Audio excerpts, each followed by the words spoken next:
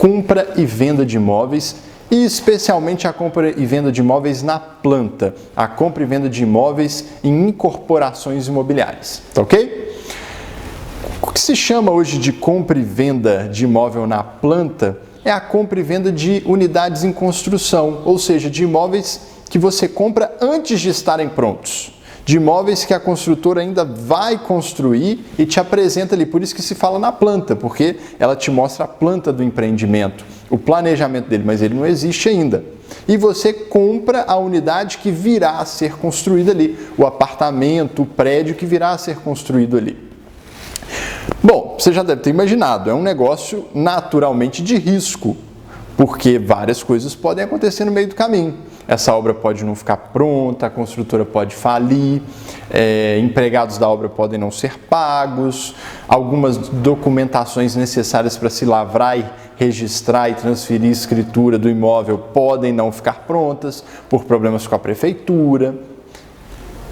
Mas por que as pessoas ainda assim celebram esse tipo de negócio apesar do seu risco? Pelo preço.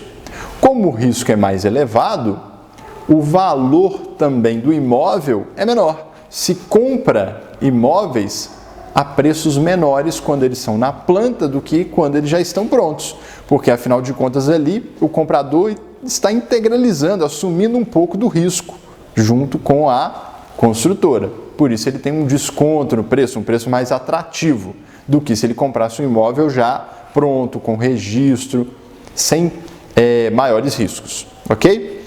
Então, nessa seara, é muito importante o advogado desenvolver uma atuação preventiva, consultiva, auxiliar o cliente dele. Quando o cliente chega no escritório dizendo, olha, eu tenho a intenção de adquirir um apartamento na planta, tem informações básicas que o advogado tem que verificar.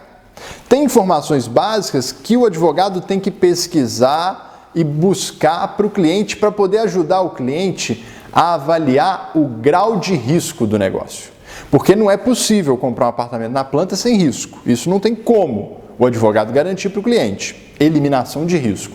Mas tem como o advogado diminuir os riscos. Tem como o advogado ajudar o cliente a saber onde ele está pisando. Tem como o advogado ajudar o cliente a saber qual o grau de risco que ele vai assumir. Porque há situações mais complexas e há situações mais simples. Se é um imóvel, por exemplo, que é um empreendimento que está sendo construído num terreno que foi cedido à construtora e que está ainda num processo de inventário, por exemplo, foi o espólio que prometeu alienar aquele terreno para a construtora ao final do inventário. E a construtora está fazendo um empreendimento ali, você sabe que isso é muito mais complexo e arriscado do que uma construtora que está construindo num terreno próprio. Você sabe disso. Então, há situações que o advogado precisa pesquisar para dar informação adequada para o cliente. E aí, é sobre essa atuação preventiva e sobre essas informações que você deve buscar que eu quero começar a conversar com você. Muito bem. Então, você vai pegar para mim a Lei 4.591 de 64, que é a lei que cuida das incorporações imobiliárias. Você vai ver aí que essa lei traz, lá no artigo 32, alguns documentos, uma relação de alguns documentos que a construtora deve averbar, que a construtora deve registrar, deve colocar no registro do imóvel, do empreendimento, que ela deve registrar no cartório para ela poder fazer aquele empreendimento. Quando o empreendimento é um empreendimento futuro, o imóveis na planta, nós temos a figura da construtora, que é aquela que vai efetivamente fazer a obra, construir o prédio, e nós temos também a figura da incorporadora, que é aquela que vai fazer a comercialização, que vai fazer a venda dessas unidades futuras. Pode ser que a mesma empresa reúna a qualidade de construtora e de incorporadora, mas pode ser que essas atividades sejam feitas por empresas distintas. Uma é a construtora, a outra é a incorporadora. Ok? Então essa já é uma primeira informação que você tem que verificar para o seu cliente, até para saber questão de legitimidade na hora de fazer o contrato. Quem é a construtora, quem é a incorporadora, é a mesma empresa, isso é fundamental. Muito bem. Bom, então a primeira coisa que você vai fazer quando um cliente te procurar interessado em adquirir um imóvel na planta, antes mesmo de olhar o contrato, é ir ao cartório de registro de imóveis onde esse empreendimento está registrado. Porque toda incorporação imobiliária tem que ser registrada no cartório. A legislação prevê que para comercializar unidades futuras, a construtora tem que ter registrado aquele empreendimento, a incorporação imobiliária no cartório, com uma série de documentos sobre o empreendimento. A planta do imóvel, previsão de custo daquela obra, previsão de entrega daquela obra, tem que estar tudo instruindo esse registro da incorporação imobiliária. Muito bem. E aí, quando você for ao cartório solicitar essa cópia do registro da incorporação imobiliária, você também, obviamente, vai verificar o registro do imóvel, do terreno onde está sendo construído o empreendimento. E aí você vai verificar primeiro quem é o proprietário desse imóvel, para você identificar se é a construtora ou se é de um terceiro que está cedendo esse terreno para ela construir, que vendeu esse imóvel para ela construir, que permutou esse imóvel, ou seja, entregou o terreno para a construtora e vai ficar com 3, 4 apartamentos a hora que o prédio ficar pronto. Você tem que verificar essa situação para poder já começar a avaliar o grau de risco. Porque se o terreno faz parte do empreendimento, se a obra não for concluída, pelo menos o terreno a construtora tem para garantir. Né? Os proprietários podem depois se juntar e continuar o empreendimento. Agora, se ela não formalizou bem o negócio envolvendo o terreno, você sabe que, dependendo da situação, quem constrói imóvel alheio perde a construção, não é? Então, às vezes, uma nulidade ou um problema, uma invalidação do negócio originário do terreno onde o imóvel está sendo construído pode gerar invalidação ou dificuldades extremas para quem comprar as unidades futuras ali naquele empreendimento. Esse é um primeiro ponto.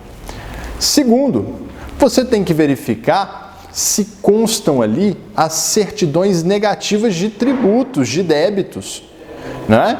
Porque, por exemplo, a construtora ela tem que pagar uma série de impostos, dentre eles INSS dos empregados da obra, cujo não pagamento pode gerar, inclusive, responsabilizações para os compradores dos apartamentos. Então tem que ver se estão juntadas ali as CNDs, as certidões negativas de débito, dizendo não há débitos em aberto, que devem ser atualizadas de tempos em tempos, para se conferir a rigidez dessa obra, ok? Há ainda alguns outros documentos que não vão existir nesse primeiro momento, mas que tem que aparecer depois, como por exemplo a baixa de construção, ou a BITSE, que é o ok da prefeitura, que é o documento dizendo que aquela obra atende às normas do município, né? Normalmente questões ligadas à ligação de água, de luz, de gás, da forma apropriada, recuo de passeio. Mas essa é uma documentação que, se o imóvel ainda está em construção, obviamente ela não vai existir. Só que ela é fundamental, ou seja, é fundamental que o projeto de construção atenda às normas municipais para que a construtora consiga esse habite-se lá na frente, porque o habite-se é requisito para que se individualize a propriedade de cada uma das unidades futuras do empreendimento, de cada um dos apartamentos. A construtora só vai conseguir fazer um título de propriedade para cada apartamento e transferir para cada comprador se ela conseguir a documentação legal, dentre ela o habite-se. Então é um documento fundamental que está ligado à aprovação do projeto de construção pela autoridade pública, pelo município, ok? Muito bem.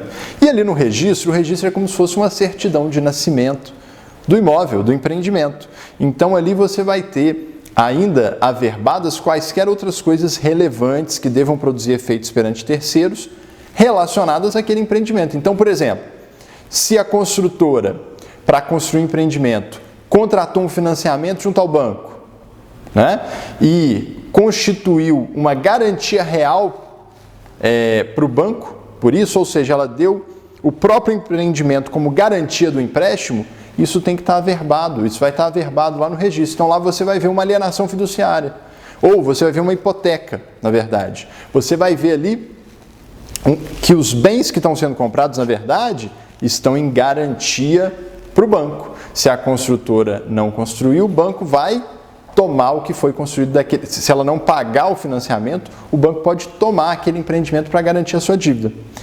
Nós vamos estudar que há uma súmula do STJ que mitiga a abrangência dessa garantia em relação ao consumidor.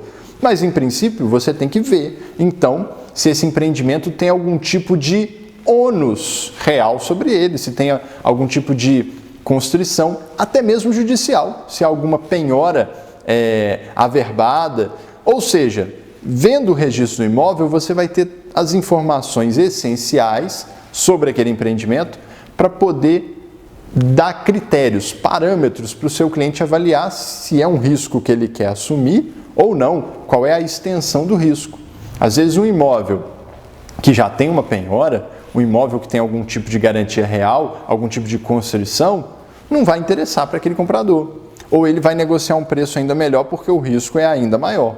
Ok? Então a atuação preventiva do advogado, que já começa nesse ponto, ela é muito importante. Muito importante.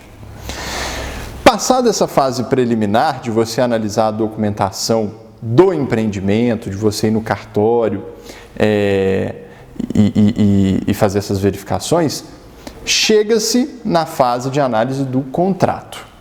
E aí também aqui a atuação preventiva do advogado é fundamental. É muito mais fácil evitar que o problema aconteça do que depois correr atrás de resolver esse problema. Então, há questões fundamentais que você vai ter que verificar nesse contrato antes de deixar o seu cliente assinar. E tem coisa que você não vai deixar ele assinar, que você vai negociar, vai tentar mudar, se não conseguir, você vai dizer para ele, olha, não dou meu aval para você assinar, porque isso aí é uma condição muito abusiva, isso aí, né, é uma questão muito onerosa, né? E nós vamos ver que a jurisprudência tem hora que é favorável, mas tem hora que não é favorável ao consumidor. Então tem coisa que vai permitir depois uma anulação de uma cláusula, sim, mas tem outras que a jurisprudência é muito rigorosa e não vai permitir a anulação.